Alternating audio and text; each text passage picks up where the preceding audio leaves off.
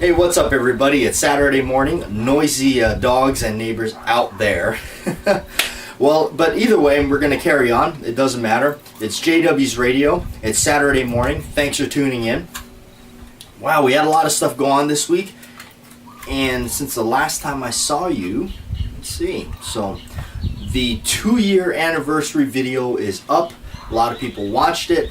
A lot of support came from you folks. I saw a lot of comments, even from people that don't usually comment that I notice have commented on it. It's nice to know that you're actually there. You're watching the stuff, even though you're not commenting. But, you know, it's always cool to see the new comments that, well, I guess not really, well, I guess in a sense it's new comments that from people that I usually don't see a comment from. That are there. You know, it's nice to see these people. Hey, you know, I don't comment very much, but congratulations, blah blah blah. Really cool stuff, you know, to see them and know that, hey, they're there. Yeah, so very cool. Don't mean to like kind of blow off your comment there, but you know what I mean. All right, opening this coffee because it's Saturday morning. I just spilled creamer and whatnot all over my little table here. Oh well, who cares? Okay. Alright, so hopefully yesterday you saw the vintage Model 36 Smith & Wesson video we put up. Really cool when you look at those older Smiths and compare it to the stuff now. Personally, I must say, the biggest letdown with that revolver, that particular revolver, the Model 36 Smith & Wesson, for those of you that don't know what that is the Chief Special. That is the original, almost, you could say, snub-nosed 38, or not original, but it's one of the most common ones that you see and think of, and when you usually hear about it or see it in a movie, that's usually the one they're referring to, or they're showing, because it's a J-frame 5-shot, really easy to conceal, snubby, pretty much. Anyway, of course, there's the Model 10 snubby, which is a pretty big brick of a gun, which is my personal favorite. Anyway, let's get to talking about it. Now, personally, when I saw the new classic line one, the one that I did a video on it, you can check it out. My personal thoughts on that, I actually was rather let down from that. I was kind of disappointed, to be honest with you, just because I have bought and saw and handled and shot a lot of vintage Smith & Wesson revolvers. I own a great handful of them, and I've sold a lot of them. But there's just something about that new classic Smith & Wesson 36 that I didn't like. There was just something about it I didn't like, and what I think a big part of that was, it wasn't so much that the grips wasn't exactly properly fitted to the gun. And I'm nitpicking, okay? I'm sorry about that. I'm kind of a Smith snob. But I think a big part of the change was the frame. The way the gun profiled. And now to me, the profile of some of these guns is big. It's really big, especially if you go back to some of these movies like with Humphrey Bogart and stuff, you look at the Big Sleep and all these old hard-boiled detective movies where things are in black and white, especially like Alfred Hitchcock is really known for using shadows and silhouettes. The outline of that gun was, you know, and guns like it, like the Colt Detective Special, or, you know, the Colt, those police positives and stuff like that. The profile, the silhouette of those guns are so iconic. There's something about that new model classic 36 that I didn't like. Which, what I think it is the fact that they put the firing pin in the frame instead of on a hammer. The frame is slightly different, and I think they're just using the template for one of their like 642s or something like that. One of those, I don't know exact number, but one of those other alloy framed or more modern snubby revolvers that they had coming out later, and they just use that on the J-frame 36 in carbon blued steel, and I think that's what they did, and I think that's why it looks a little weird. So for me, it just didn't do it. I was really let down with it. You can see the video from yesterday, the vintage Model 36, much different. I think it has better looks to it. But anyway, that's just my thoughts on that. That was a recent video we put up. I like a lot of those old guns and everything like that. So on with some other cool stuff here. Here's some movies that I had scored recently that for me, movies started off with VHS, and I had a lot of pretty big VHS collection and collected a lot of my movies on VHS. And when they came out with DVD, I kind of cringed and did not understand the whole concept of it. It took me a while to come around to DVD, but when I finally did, the VHS went away, and then you move on to DVD.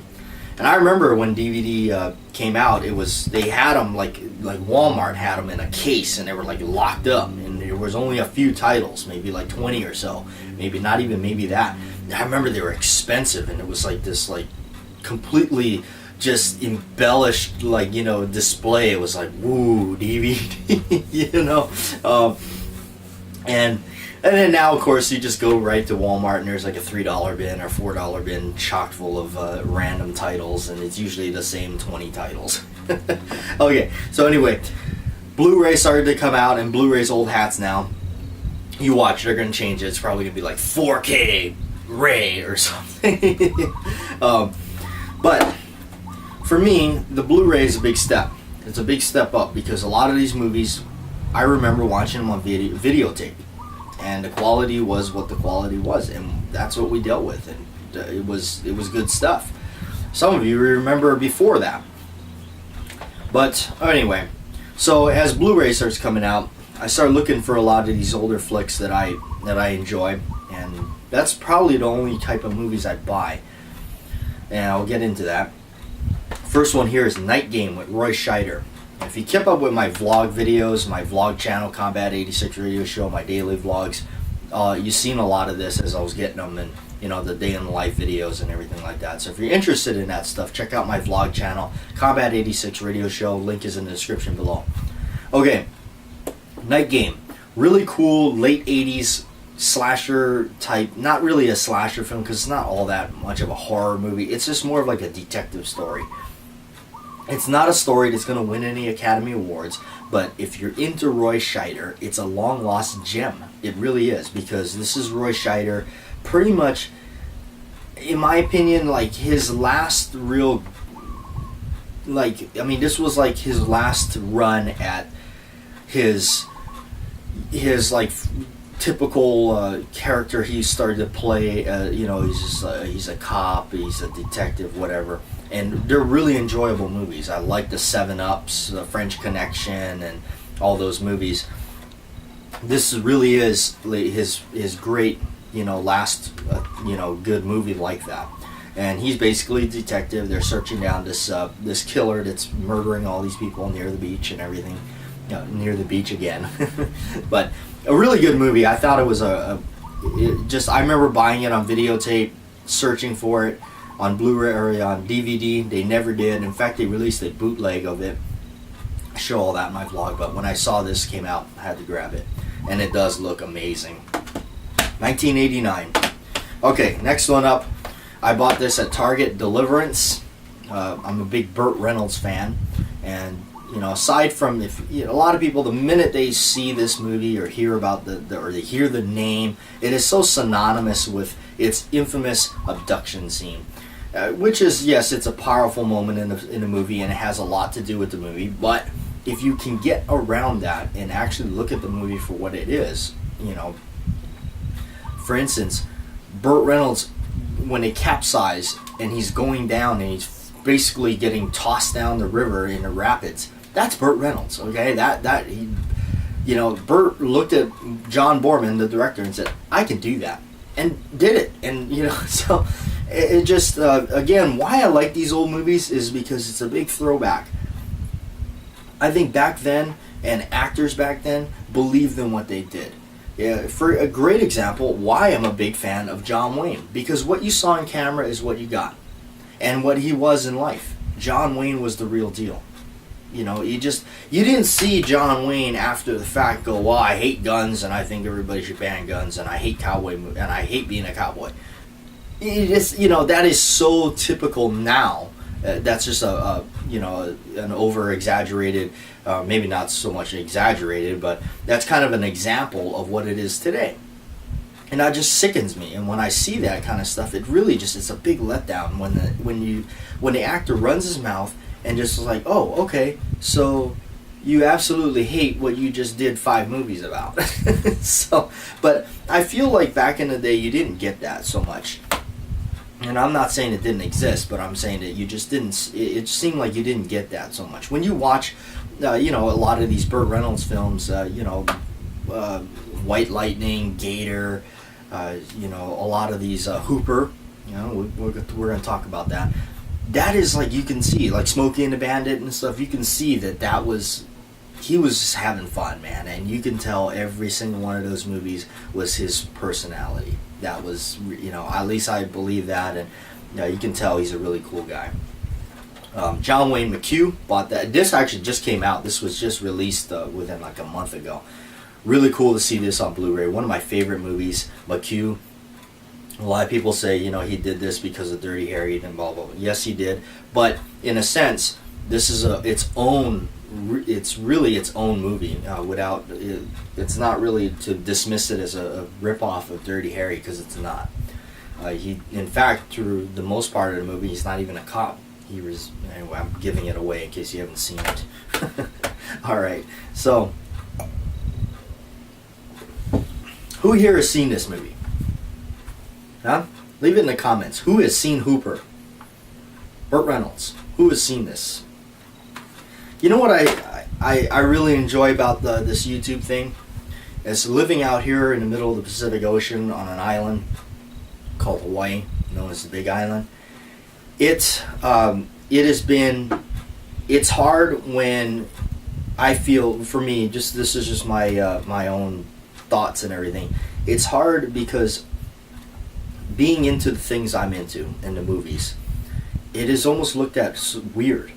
And there's this, mentality out here that is so much different than in the lower 48 or in the States, where you can just drive from state to state. People don't know about movies like this out here, except for a lot of these cool older dudes that I found and connected with and became my circle of friends. I have this, I haven't been up there for a long time. It's up at my friend's place. We call it the Compound. And they're just a bunch of old guys. And a lot of people look at it like, oh, those are just a bunch of old guys. Well, the age is just a number. And it's all about how you act. And these guys are really cool. I like them. They're like my buddies. They're so relaxed. They just, hang out. And, me being the younger of the crowd, I just go, hey, I'm going to go down and shoot my gun and blow some stuff up. You go have fun with that. So I get to run wild up there and get away with it. And film my videos up there and whatnot. And some of my best videos that have done really well. In fact, talking about the 2-year anniversary, the Walther PPK ammo test video where I tested out some Remington Viper was filmed on that property, and it broke 100,000 views. Unbelievable.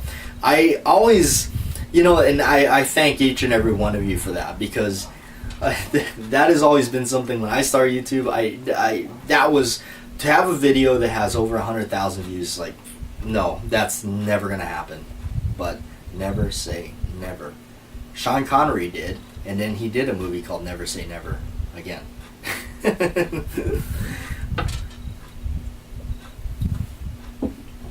Oh man, we're having too much fun, aren't we? But yeah, it's rare that you find people that understand these type of movies, especially I must say the younger generation. And I'm moving along myself in age. I'm not that old, but I'm getting there. Especially when you start noticing your friends or, it's my good buddies. It's kind of like was a wake-up call for me, when it's like, wow, oh, he got married. Oh, he's got 2 kids. And it's like, well, okay. I never, for me, never had interest in having kids. Nope. I know that some people, that's something that they want to do, but for me, no. Anyway, something a little personal about me, no. And I know I'm saying that now, but I really, at this point, I really know that I just don't have what it takes. I don't think I have the patience for that.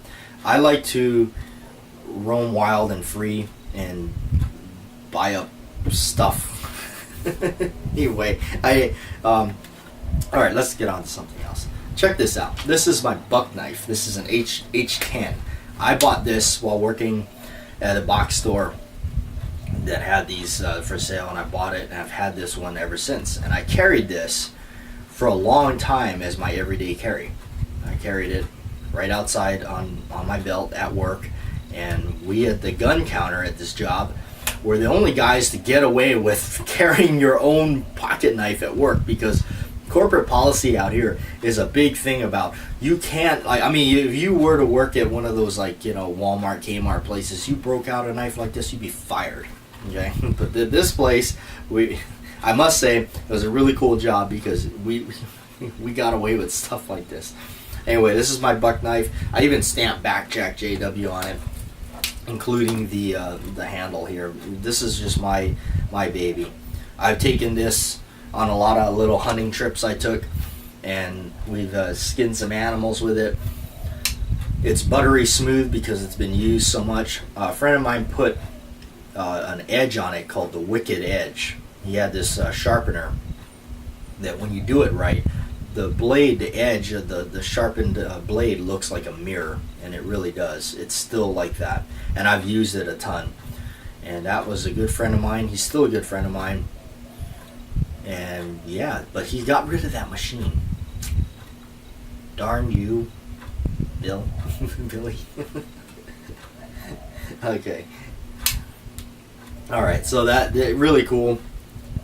Man, that thing is nice. But this has been my knife.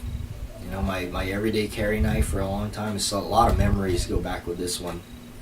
And many more to come, because this is going right into the luggage bag or wherever, or the shipping box to wherever the boat takes me. Just make sure it's a bigger boat. I did go see the Shallows. I'm afraid of sharks, as you folks know, but I did go see the Shallows. The shark wasn't really the only reason I saw it. Anyway, if you follow me on my vlog channel, you know that whole little story right there. So go check out the vlog channel, Combat 86 Radio Show. Okay, what's under the blanket, or the shirt rather? Okay, we got a few guns and whatnot. When I started to buy my guns, this is, what do we do with this? We're running out of room here. Okay. We need a bigger table. Alright, let's get this stuff out of the way. Okay. When I started first buying guns in the beginning, when I got into this whole gun buying craze, I started buying classic guns right away. I've always been interested in that, old school guns, whatever you want to call them. But guess what? Back in the day, people carried them and used them and was successful for many years. A lot of people are spoiled now with the new guns, and I'm not knocking them. You guys, I mean, come on, you've been around this channel long enough, right? But there is something really cool about these old guns, and you know, you could trust your life with it. I mean, it's so amazing to me when you see people that it's I remember here's a great story. One of those, he's actually an older guy too. He's really wrapped up into the modern guns and everything like that, which is fine. Not, to each their own. I'm really wrapped up in old guns. But when the thing that kind of was like, wow, really, for me, was he came in the shop and he was looking at a Beretta 92 FS, And he looked at it, held it in his hands. He goes, "Wow, I feel like I'm back in World War One." And I just like stopped and was like, "What are you talking about?" And I'm like, that came about in 1975. It was adopted in the 80s, 85, and it's still used by the United States military right now as we speak. It was like that just went right over his head. And I'm like, it's like why, I don't know. But anyway, it was like, really? Don't you at least watch the History Channel? But anyway, so I started buying a lot of these cool old guns right away in the beginning, and a lot of people say, well, back in the way back it was even cheaper. Well, dollar amount wasn't that much either. Well, a dollar amount meant more, back then. Like $100 in the 70s was a lot more money. But anyway, off that, I'm glad I started buying these kind of guns during the time when I first got into guns versus now. Seriously, because I'm just going to tell you, within the last 5 years, these things have skyrocketed in price to points where even I'm shocked. Like, I don't think right now, currently, I know I can't. Right now, with my financial situation and everything like that, to pay $3,000 for a Python is out of the park. No way. I couldn't do it.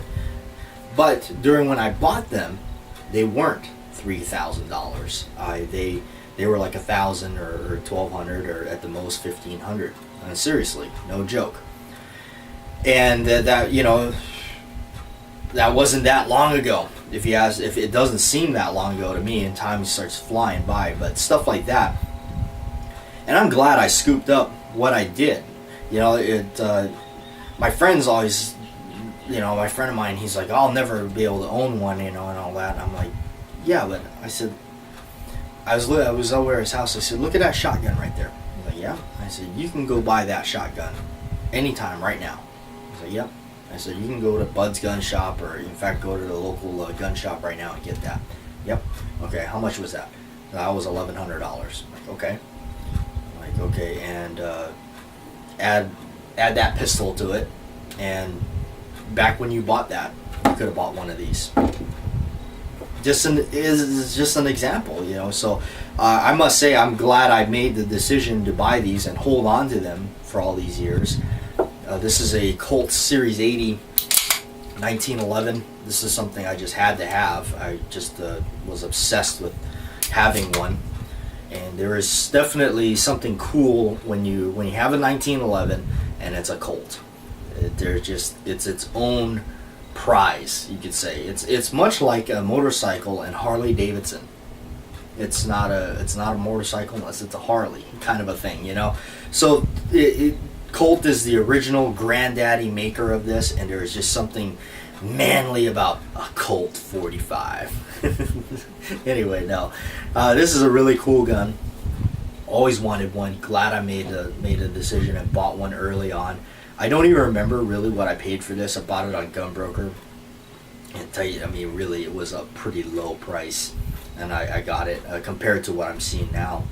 And this is an older vintage one, and I know that they dressed these up a little bit better and kind of made them a little bit better, in my opinion, than the newer stuff that they made, unfortunately. So, and this one does not have very sharp edges, I must say. It seems like they went a little bit extra and kind of trimmed down some of these edges. There's still some edges. I'm not trying to sell it here, but it does seem like there's a little bit less kind of things that can catch you and rip you open. That's why I like the Kimber. The Kimber, they bevel all this off, but this is just a classic look. The classic, just really neat looking. And I got the bag. I bought the bag from Colt. So, anyway, and a classic revolver. Glad I bought this when I saw it. A friend of mine, gun dealer, called me up. He said I got a. At first he told me he thought he had a Model 29 44 Magnum in a 4-inch barrel, and he just picked it up for his shop. And I went over and looked at it. He said, "Oh, my mistake, it's a Model 19." And I said, "Whoa, I actually want one of those." And this is the classic 357 Magnum. The Model 19, 4-inch barrel. Bill Jordan had a lot to do with this thing, and this was a pin barrel and recessed cylinders. And for those of you that collect Smiths know what that all means, and that's a big plus for collectible stuff. This one has the wide hammer, the wide trigger, and when I saw this, I just said, I got to have that. And I'm glad I bought it on the spot.